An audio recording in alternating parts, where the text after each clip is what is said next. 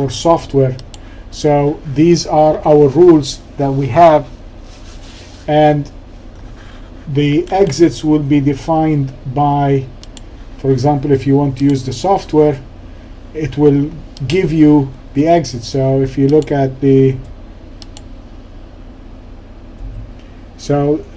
we follow a specific set of rules. Everything that we do is rule based.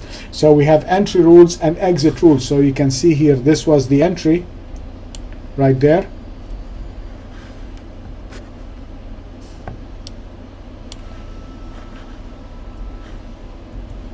That is your entry, and that is your exit. So it will keep you into the trade according to the rules, and it will get you out of the trade according to the rule. So at least let me get you into the trade, make the money that you can see is you're happy with, and you can use the next structural point as a guide. So you can buy the dollar yen, and you're hoping for it to go up to the 82.33, which is about 100 pips from now. That's the best. But the idea, if I tell you this is my profit target, we don't do this here, because that means I'm predicting the future, and nobody knows how to do that. So, and I don't. So if you buy it from here, this is your next possible target, which is the 82.33, or you exit based upon any of your exit rules that you have. But at least I'm putting you on the right side of the market and giving you your exit stop. Okay. If you have a signal coming from the long point, a common long and a short point with the structure, you can stay with that for a couple of days. The next one we're going to look at is the weekly, which is the euro dollar. And from last week, the euro dollar closed at 127.40. We had our buying point. We were only going to buy it above 127.42, so we didn't get triggered the buy. The 127.42 was a structural long point, and it was our stop. So this thing will not change. The long entry point is not really going to change. That is, as you can see here, this is our structural long point, which is the 127.42. On Friday, we traded below the 147, the 127.42, and we kind of had a little bit of a pullback, because on Friday we had some weakness in the dollar towards the end of the session on Friday.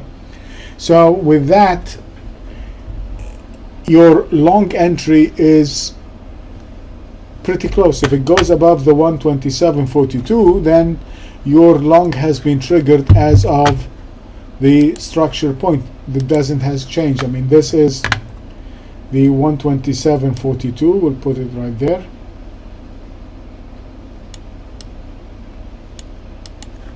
So if it gets above the 127.42, then immediately that is your buy signal, even though, as you can look at the chart, the trend is still to the downside. It's making lower lows and lower, and this is technically a gift. So our bias is still to the downside. My bias to the euro that it comes to the downside. If it goes above the 127.42 and it comes back below it, you're going to exit, and you're going to turn around and you're going to short it. So I'm going to leave the long entry above the 127.42. On the short, I have a 3 daily high here, which is the 127.28. So we are going to short it right there. This is going to be our short. And since this is our short, we're going to use the 127.42 structural long point as our stop. So for the euro dollar, we are going to go short below 127.28.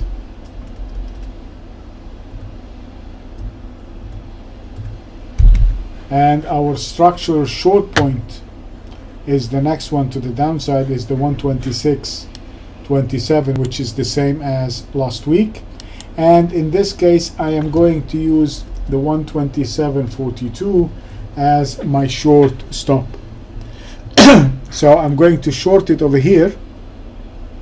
I'm going to put my stop right there. So the 127.42 is going to be the flipping point.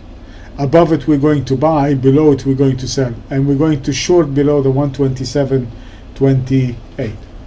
So the euro dollar we're buying above the 127.42. That is going to be our structural long point and our long stop. And on the short side, we're going to go short below 127.28.